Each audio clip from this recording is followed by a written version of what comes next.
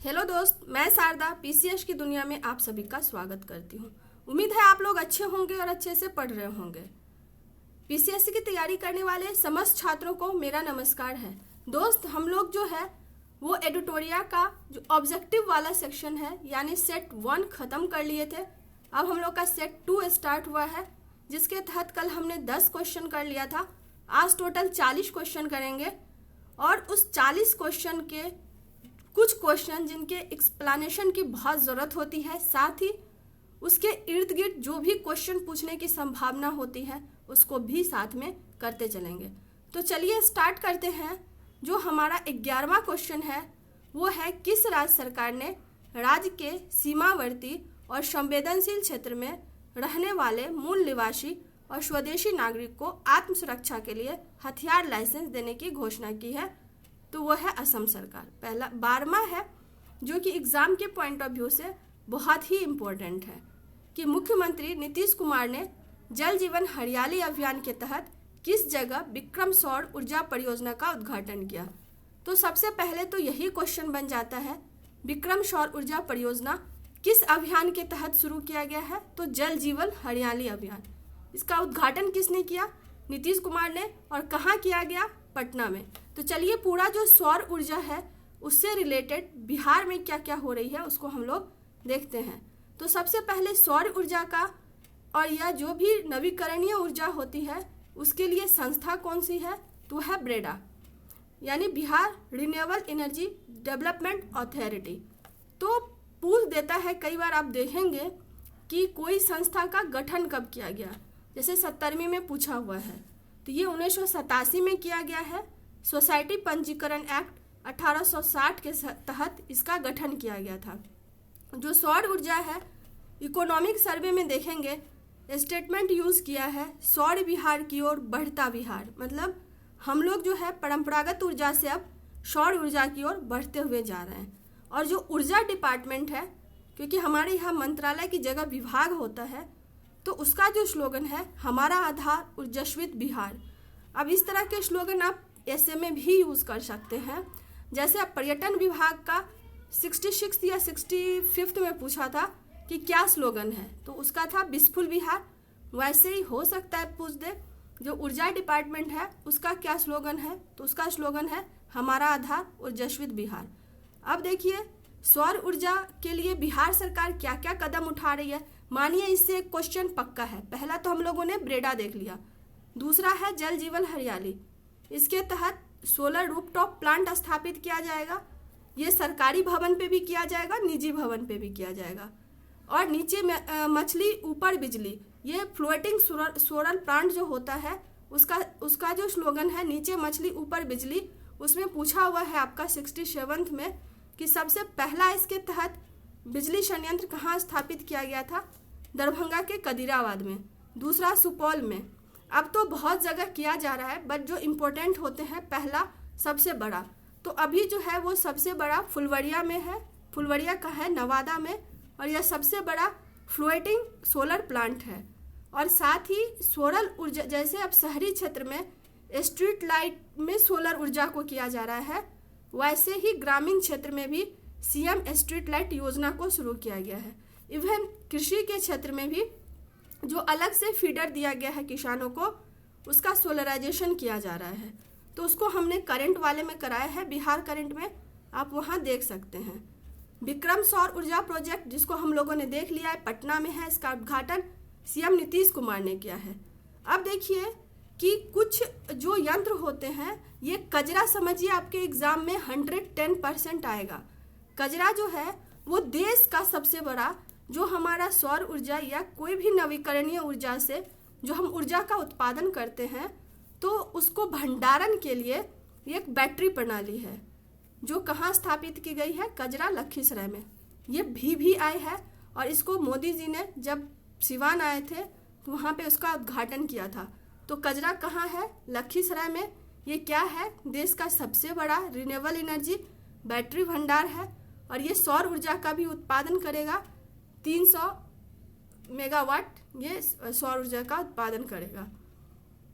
नवादा में दोस्त जो है वो परमाणु संयंत्र की भी स्थापना की बात की गई थी। बट इसको अब ट्रांसफ़र करके बांका के लिए प्रस्ताव किया गया है। तो ये ओवरऑल था सौर ऊर्जा में। जल जीवन हरियाली उसको देख लीजिएगा, नीचे मछली ऊपर बिजली में पहला कहाँ किया गया था, सबसे बड़ा कौन है, सीएम स्ट्रीट लाइट योजना कौन है, कृषि सोलराइजेशन क्या है, बिजली विक्रम सौर ऊर्जा प्रोजेक्ट क्या है, कजरा तो एकदम से लिख लीजिए कि एग्जाम में आना है।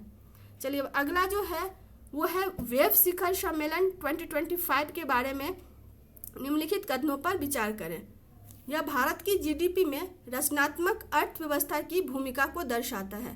तो हम लोग को एक चीज़ देखना है, रचनात्मक अर्थव्यवस्था क्या होता है।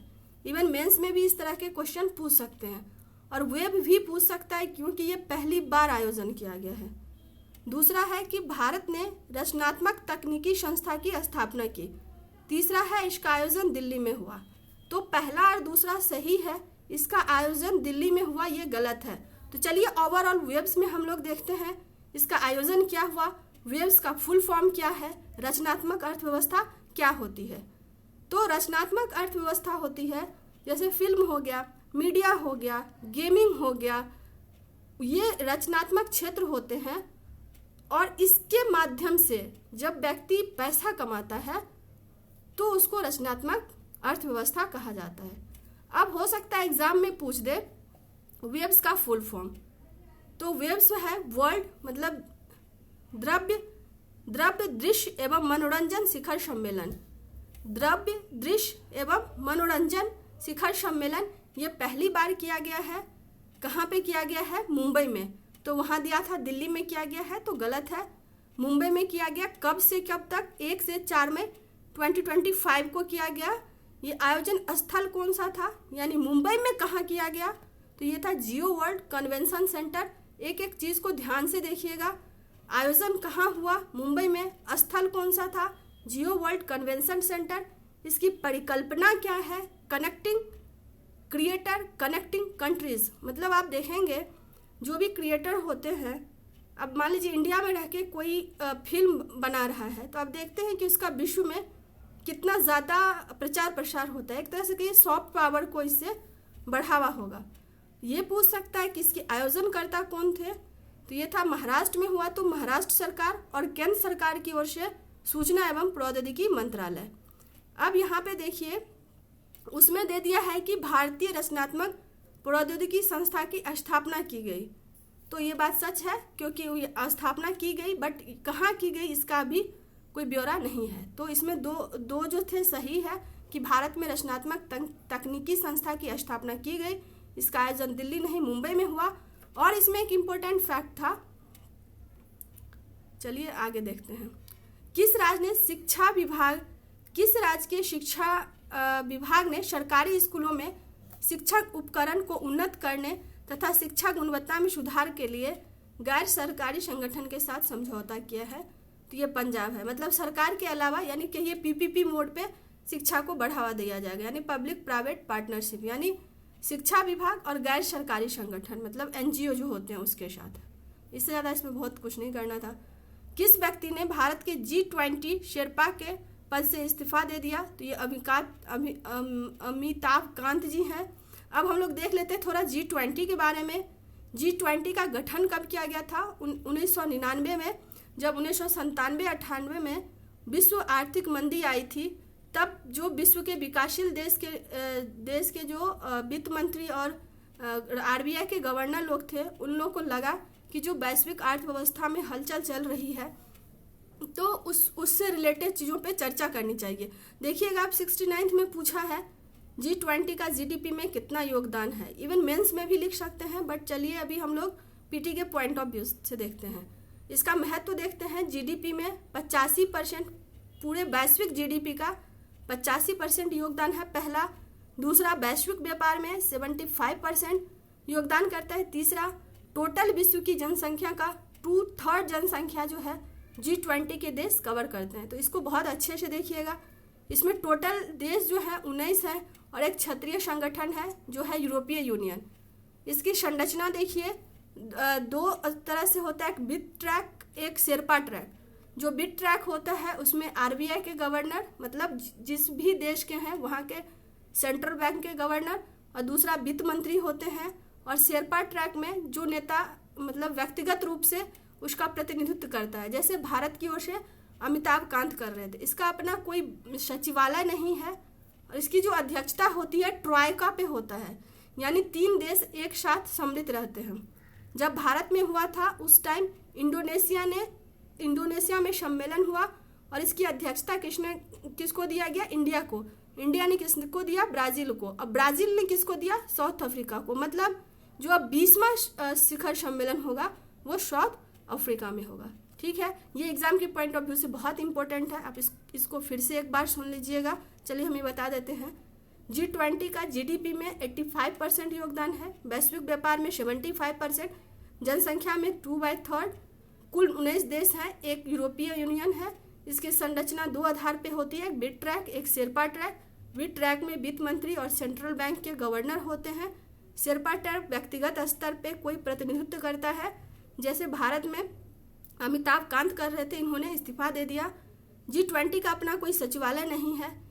इसकी अध्यक्षता ट्रायोका पे होती है। ट्रायोका मतलब 3 देश एक साथ होते हैं और ये अध्यक्षता का ट्रांसफर होता है। अभी जो है वो ट्रायोका है इंडिया, ब्राज़ील और साउथ अफ्रीका। अभी जो 19वां सम्मेलन हुआ था G20 का ब्राज़ील में और जो 20वां होगा वो साउथ अफ्रीका में होगा। चलिए अब अगला क्वेश्चन देखते हैं हम लोग। किस जगह एयर इंडिया का विमान बोइंग 787-8 ड्रीमलाइनर दुर्घटनाग्रस्त हो गया था, जिसमें 241 लोग की मौत हो गई? ये अहमदाबाद है। ये बहुत ही दुखद और बहुत ही हृदय विदारक घटना थी। खैर चलिए अगला देखते हैं। गूगल ने एशिया प्रशांत क्षेत्र का पहला सुरक्षा इंजीनियरिंग केंद्र कहाँ स्थापित किया गया है? ये है हैदराबाद में और ये साइबर सिक्योरिटी के लिए है। तो आपसे क्वेश्चन पूछ देगा कि हैदराबाद में एशिया प्रशांत क्षेत्र का पहला सुरक्षा इंजीनियरिंग केंद्र किसने स्थापित किया? गूगल ने, माइक्रोसॉफ्ट ने, कुछ और दे देगा, कुछ और देगा। तो ये गूगल याद रखेगा। इसी क्वेश्चन में आपको 2 क्वेश्चन बन सकता है। एक, एशिया प्रशांत क्षेत्र का पहला इंजीनियरिंग केंद्र कहाँ स्थापित किया गया? हैदराबाद में। किसने किया? गूगल ने किया। चलिए अगला जो है, हाल ही में भारत के किस राज्य की राजधानी पहली बार भारतीय रेलवे नेटवर्क से जुड़ गया? तो ये मिजोरम की जो है राजधानी, आप लोग बताइएगा कौन सा है। तो देखिए मिजोरम में अगर ज्योग्राफी में जाइएगा तो थोड़ा बहुत कुछ देख लीजिए। ये तीनों राज्य जो है नॉर्थ ईस्ट के, मिजोरम का जो हिल होता है मिजो हिल है, शिवालिक का पार्ट है तीनों में, नागालैंड और मणिपुर में। सिर्फ मेघालय को छोड़ के नॉर्थ ईस्ट का जितना भी होता है वो शिवालिक का पार्ट होता है। तो मिजोरम का जो सबसे ऊंची चोटी है ब्लू माउंटेन है, नागालैंड का माउंट सारामती है, मणिपुर में लोकटक झील पाया जाता है जो फ्यूमिड के लिए यानी तैरता हुआ जो फ्यूमिड होता है संघाई, उसके लिए यह बहुत ही फेमस है। अब चलिए अगला क्वेश्चन जो हमारा 19वां है, कौन सा राज्य सभी शहरी स्थानीय निकायों को एक ही डिजिटल प्लेटफॉर्म से जोड़ने वाला पहला भारतीय राज्य बन गया है? तो देखिए शहरी स्थानीय निकाय को, शहरी ध्यान दीजिएगा, ग्राम पंचायत की बात नहीं कह रहा है, शहरी निकाय को जोड़ने वाला डिजिटल प्लेटफॉर्म यानी ई नागरिक 2.0 भारत का पहला राज्य ये मध्य प्रदेश है। ये क्वेश्चन ऐसे कोई इंपॉर्टेंट नहीं होते कि डॉन टू अर्थ मैगजीन चलिए कर लेते हैं वैसे द्वारा भारत का कौन सा राज्य पर्यावरण श्रेणी में प्रथम स्थान आया? तो ये आंध्र प्रदेश है। चलिए 21वां क्वेश्चन जो है ये भी है इस ये समझिए जो लखीसराय है और ये क्वेश्चन है, दोनों ही आपके एग्जाम में रहने वाले हैं। बिहार के सारण जिले में स्थित मढ़ौरा रेल इंजन कारखाना में निर्मित इंजन को किस अफ्रीकी देश को निर्यात किया जाएगा? तो सबसे पहले आपको तो यही पता चल गया, मढ़ौरा रेल इंजन कारखाना कहाँ है? सारण जिला में। और कहाँ निर्यात किया गया? यहाँ जो इंजन बना है अफ्रीकी देश को। अब हम लोग इससे रिलेटेड जितना इन्फॉर्मेशन है उसको देखते हैं। मढ़ौरा लोकोमोटिव एक्चुअली यह स्थापित तो बहुत पहले हुआ था, बट 2018 में ये संयुक्त उपक्रम के रूप में है वेबटेक इंक के द्वारा और भारतीय रेल उपक्रम की ये संयुक्त कंपनी है। तो अगर स्टेटमेंट बेस देगा तो पूछ सकता है कि जो मढ़ौरा लोकोमोटिव है कहाँ है? ये सारण में है। दूसरा दे देगा कि यह वेबटेक इंक और भारतीय रेलवे का संयुक्त उपक्रम है जिसमें वेबटेक का 76% शेयर है, 24% जो है वो भारतीय रेलवे का है। यह एक्चुअली मढ़ौरा लोकोमोटिव इंजन जो बनाया गया है कोमा नाम से, वो मेक इन इंडिया के तहत बनाया गया है और इसका नाम है कोमा। कोमा एक्चुअली ये निर्यात किया जाएगा गिनी गणराज्य को। कोमा जो है वो गिनी राज्य की एक प्रांत है, उसके नाम पे रखा गया है। तो इसके क्या लाभ होंगे? इसके लाभ होंगे रोजगार का सृजन होगा, मेक इन इंडिया को बढ़ावा मिलेगा, मेक इन बिहार को बढ़ावा मिलेगा और बिहार में मेड फॉर वर्ल्ड को बढ़ावा मिलेगा। तो ये ध्यान दीजिएगा, फिर से देख लीजिए। मढ़ौरा जो है वो संयुक्त कंपनी है किसकी? वेबटेक इंक की और भारतीय रेलवे उपक्रम की, जिसमें वेबटेक इंक का 76% है और 26% जो है वो भारतीय रेलवे उपक्रम का है। ये मेक इन इंडिया के तहत पहला जो है वो लोकोमोटिव इंजन बनाया गया है, जिसका कितना हॉर्स पावर क्षमता है? 4500 हॉर्स पावर क्षमता है। नाम क्या है? कोमा। किसको किया जाएगा? ये गिनी गणराज्य यानी पूर्वी अफ्रीकी कंपनी को किया जाएगा। ठीक है, चलिए अगला जो हमारा क्वेश्चन है, सरकारी ई मार्केट प्लेस के माध्यम से सर्वाधिक डिजिटल सार्वजनिक खरीद बिक्री करने वाला शीर्ष राज्य कौन बन गया? उत्तर प्रदेश। अगला जो क्वेश्चन है, केंद्र सरकार की उल्लास नव भारत साक्षरता कार्यक्रम के तहत मिजोरम गोवा के बाद आधिकारिक तौर पर पूर्ण साक्षरता हासिल करने वाला तीसरा राज्य कौन बन गया? त्रिपुरा। इसमें देखिए 3 टर्म है, उल्लास नव भारत साक्षरता कार्यक्रम पहला, दूसरा, ये तीसरा राज्य बन गया। 2 पहले था बट अब जो है 4 बन गया है। चलिए उल्लास कार्यक्रम को हम लोग पूरा विस्तार से देख लेते हैं। एक्चुअली जो न्यू इकोनॉमिक पॉलिसी था 2020, उसमें भारत सरकार ने लक्ष्य रखा था 100% साक्षरता को प्राप्त करने का। कब तक? 2030 तक। तो उसको सिर्फ लक्ष्य रखने से तो होता नहीं, तो उसको प्राप्त करने के लिए उल्लास नाम का एक कार्यक्रम शुरू किया गया। उल्लास का मतलब होता है understanding life long learning for all in society. अब देखिए जो पूर्ण साक्षरता है और साक्षरता में अंतर होता है। जो पूर्ण साक्षरता है उसमें 3 घटक को लिया गया है। एक है आपके पास पढ़ना लिखना आना चाहिए, दूसरा है आपके पास अंकीय ज्ञान होना चाहिए और तीसरा है आपको कुछ कौशल भी होना चाहिए। जबकि साक्षरता में होता है आपको सिर्फ पढ़ना लिखना होना चाहिए।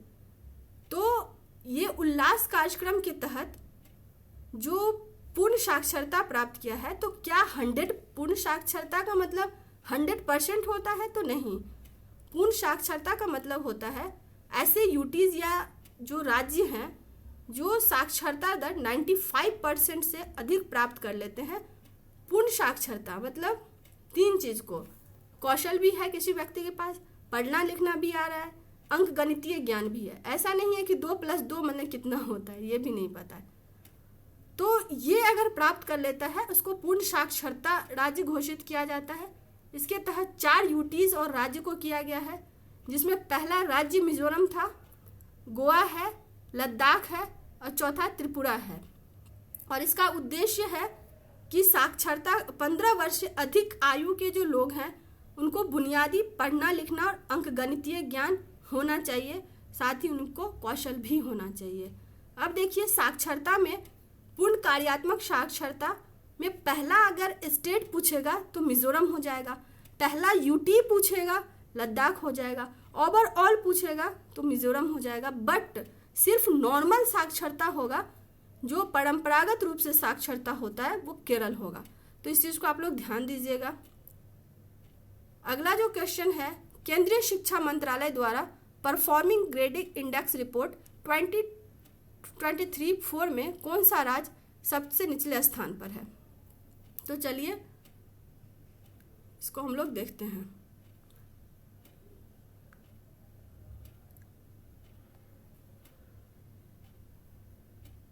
प्रदर्शन ग्रेडिंग सूचकांक,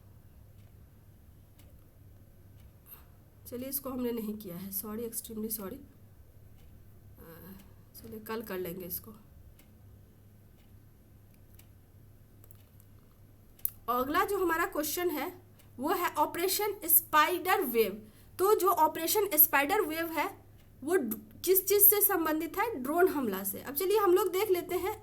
जो ऑपरेशन स्पाइडर वेव है एक्चुअली ये यूक्रेन के द्वारा 1 जून 2025 को रसिया के बहुत सारे हवाई अड्डे और सैन्य जो अड्डे थे वहां पे हमला किया गया।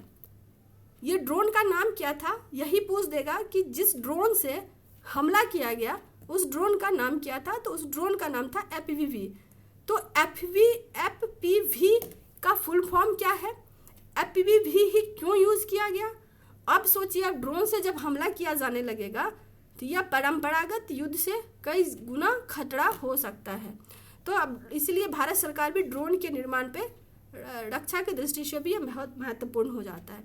तो आपको याद रखना है कि ऑपरेशन स्पाइडर वेब किस चीज़ से रिलेटेड था, ड्रोन से था। किसने हमला किया, यूक्रेन ने। कहाँ हमला किया, रसिया के कहाँ पे, जो एयरपोर्ट थे और जो सैन्य इसके ठिकाने थे वहाँ पे। और इस ड्रोन का क्या नाम था, एफपीवी का फुल फॉर्म क्या है, फर्स्ट पर्सन व्यू ड्रोन। मतलब फर्स्ट पर्सन व्यू ड्रोन क्या करता है, यह एक व्यक्ति के द्वारा संचालित किया जाता है और कैमरा से हर चीज़ को कंट्रोल देखते हुए उसको कंट्रोल किया जाता है। एफपीवी का यूज़ क्यों किया जाता है, क्योंकि इसका जो लागत होता है बहुत कम होता है। यह परंपरागत हथियार की तुलना में अधिक सटीकता से जो लक्ष्य को है वो भेद देता है। वायु रक्षा प्रणाली से बच सकता है, क्योंकि जो भारी युद्धक विमान होता है वो तो उसको उड़ा दिया जाता है, तो उससे भी ये रक्षा करेगा। चलिए, हाल में ही इसको ध्यान दीजिएगा, ऑपरेशन स्पाइडर वेब को। अगला जो क्वेश्चन है कि हाल ही में जारी रिपोर्ट में दुनिया के शीर्ष स्टार्टअप शहरों की सूची में प्रथम स्थान किस शहर को प्राप्त हुआ, सैन फ्रांसिस्को। हालांकि ये क्वेश्चन थोड़ा सा भेग है, इनको देना चाहिए था। ये हाल ही में जारी कौन सा रिपोर्ट का नाम होना चाहिए। खैर चलिए, अब पता नहीं। अमेरिकी राष्ट्रपति डोनाल्ड ट्रंप ने राष्ट्रीय सुरक्षा का हवाला देते हुए कितने देशों के नागरिकों की अमेरिका में प्रवेश पर पूर्ण प्रतिबंधित लगा दिया है, तो वो 12 देश है। ठीक है, अब देखिए अगला क्वेश्चन है, किस देश ने HIV की रोगियों में 500% वृद्धि के बाद राष्ट्रीय सार्वजनिक स्वास्थ्य आपातकाल की सिफारिश की है। तो इसमें आप देखिए ऐसे पूछ सकता है कि HIV के कारण HIV के कारण जो है कहाँ पे राष्ट्रीय आपातकाल घोषित किया, फिलीपींस में। तो अब देखिए HIV से रिलेटेड आप लोग को कुछ इन्फॉर्मेशन होना चाहिए जो एग्जाम के पॉइंट ऑफ व्यू से बहुत ही महत्वपूर्ण होता है। तो HIV का फुल फॉर्म ही पूछ दे क्या होता है। HIV जो होता है उसका फुल फॉर्म होता है ह्यूमन इम्यूनो डिफिशियंसी वायरस। क्या होता है, ह्यूमन इम्यूनो डिफिशियंसी वायरस। इसका जेनेटिक मटेरियल क्या होता है, ये होता है ssRNA, मतलब सिंगल स्टैंडर्ड RNA। अब ये कैसे फैलता है, UPSC भी पूछता है, BPSC भी पूछता है, UPPCS भी पूछता है, अनस्टेड भी पूछते हैं। यह असुरक्षित यौन संबंध से फैलता है, पहला। दूसरा, आप जाते हैं डॉक्टर के पास और डॉक्टर बिना स्टेरलाइज किए हुए या पुराना कोई सुई आपको लगा देता है जो HIV संक्रमित रोगियों को लगाया हुआ है, और वही सुई आपको लगा देगा, तो हो सकता है। गर्भावस्था के दौरान अगर उसकी माता HIV पॉजिटिव है तो प्लासेंटा के थ्रू जा सकता है, या जब स्तनपान कराती है माँ तब, या प्रसव के दौरान जब नाभ ही काटे जाता है तब फैल सकता है। तो ये भी आप लोग ध्यान रखिएगा। हाँ, किस देश के 2000 वर्ष पहले बौद्ध धर्म के आगमन के उपलक्ष्य में पवित्र पोषोनो-पोई उत्सव मनाया गया। तो आपको पूछ देगा पोषोनो-पोई उत्सव क्यों मनाया गया, क्योंकि ये था बौद्ध धर्म का जब शुरुआत हुआ था उस टाइम 2000 वर्ष पहले इसी के उपलक्ष्य में बनाया गया। और कहाँ बनाया गया, कंबोडिया में। तो इसको 2 क्वेश्चन बना सकता है कि एक तो नाम ही दे देगा कि 2000 वर्ष पहले बौद्ध धर्म के आगमन के उपलक्ष्य में कौन सा महोत्सव बनाया गया, उत्सव मनाया गया, तो था पोषोनो-पोई। कहाँ बनाया गया, दूसरा क्वेश्चन कंबोडिया में। तो चलिए बस ये है QS इंडिया रैंकिंग में भारतीय संस्था को शीर्ष स्थान प्राप्त हुआ है। तो ये IIT दिल्ली को हुआ है और इसका ओवरऑल विश्व में रैंक 160वां है।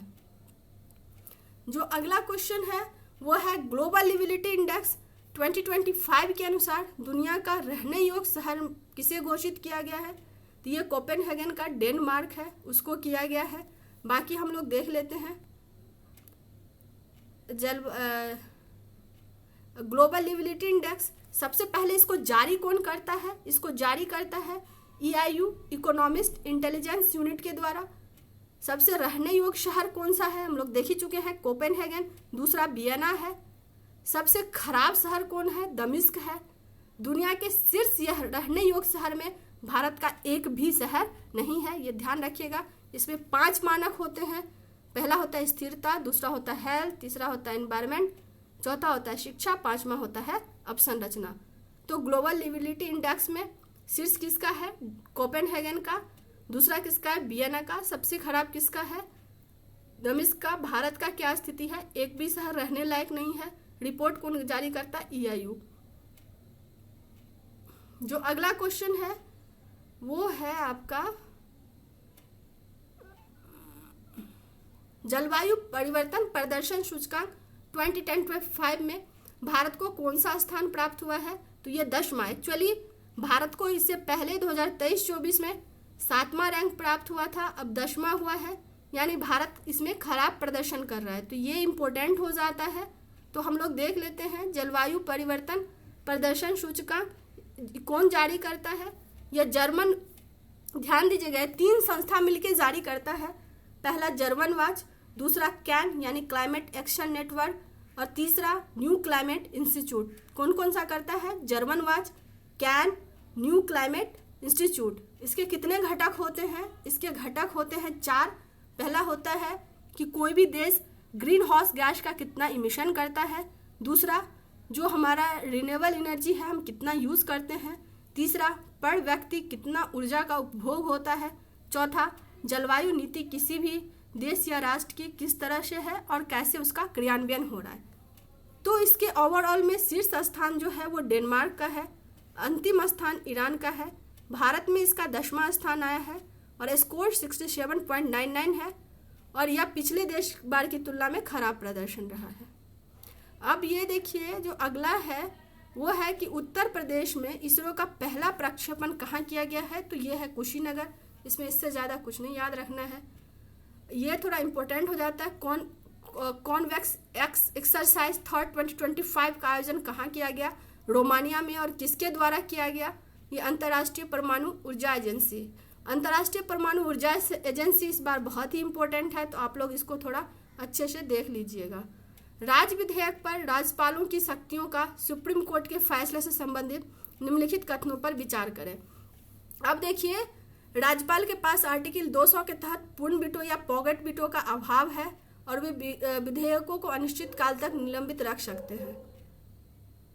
तो ये कथन गलत है। यदि कोई विधेयक किसी बदलाव के पुनः प्रस्तुत किया जाता है तो राज्यपाल को स्वीकृति प्रदान करना आवश्यक है, और स्वीकृति केवल तभी प्राप्त होगा जब उसमें भौतिक परिवर्तन किया गया हो। तो देखिए, अभी जब सुप्रीम कोर्ट का आर्टिकल 200 के तहत आया है, ये पूरा हम कराएंगे तो थोड़ा टाइम लग जाएगा। बस हम इतना बता देते हैं कि जो राज्यपाल होता है उनके पास 2 तरह की शक्ति होती है, जो विवेकाधीन शक्ति होती है। एक होता है आपका एक जो होता है वो होता है आपका राजनीतिक शक्ति, और दूसरा जो होता है वो संवैधानिक शक्ति।